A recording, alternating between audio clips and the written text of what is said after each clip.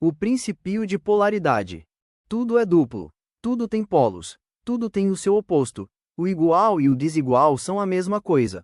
Os opostos são idênticos em natureza, mas diferentes em grau. Os extremos se tocam. Todas as verdades são meias-verdades. Todos os paradoxos podem ser reconciliados. O Kybalion. Este princípio encerra a verdade. Tudo é duplo. Tudo tem dois polos. Tudo tem o seu oposto, que formava um velho axioma hermético.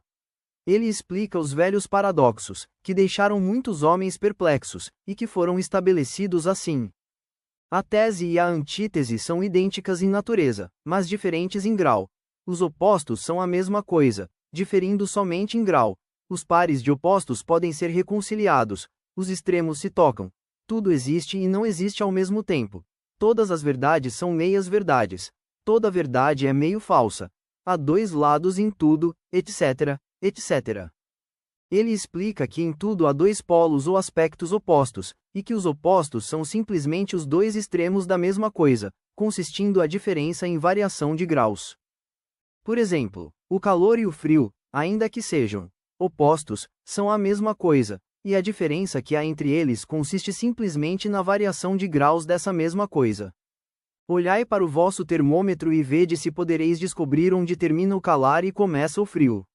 Não há coisa de calor absoluto ou de frio absoluto. Os dois termos calor e frio indicam somente a variação de grau da mesma coisa, e que essa mesma coisa que se manifesta como calor e frio nada mais é que uma forma, variedade e ordem de vibração.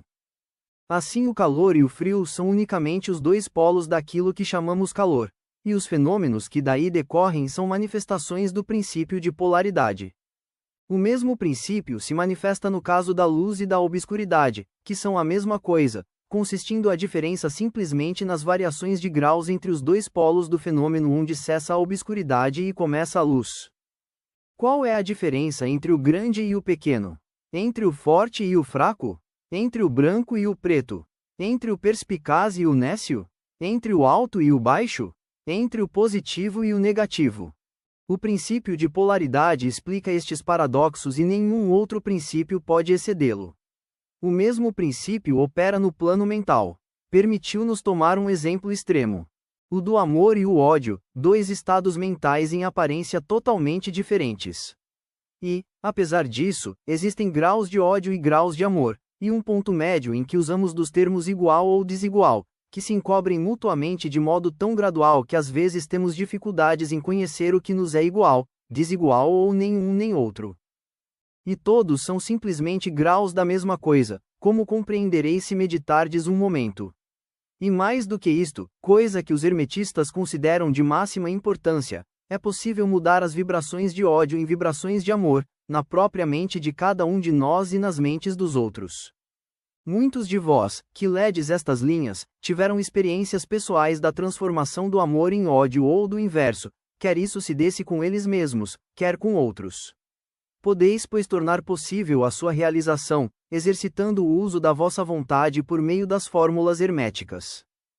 Deus e o diabo são, pois, os polos da mesma coisa, e o hermetista entende a arte de transmutar o diabo em Deus, por meio da aplicação do princípio de polaridade. Em resumo, a arte de polaridade fica sendo uma fase da alquimia mental, conhecida e praticada pelos antigos e modernos mestres hermetistas. O conhecimento do princípio habilitará o discípulo a mudar a sua própria polaridade, assim como a dos outros, se ele consagrar o tempo e o estudo necessário para obter o domínio da arte.